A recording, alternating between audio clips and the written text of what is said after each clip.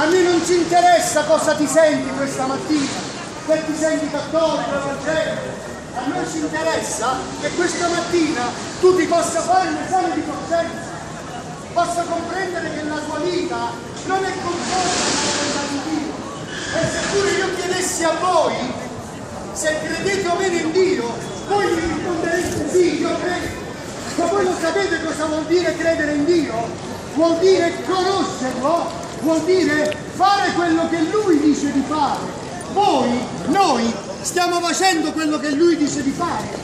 Gesù ha detto: siete miei amici se fate quello che io vi dico di fare. Analizzate la vostra vita, state facendo quello che Dio, stiamo sempre evangelizzando a Via Chiaia. Siamo io, Roberto, Gennaro Grassi e poi c'è un altro fratellino, Fulvio, che si è aggregato a noi.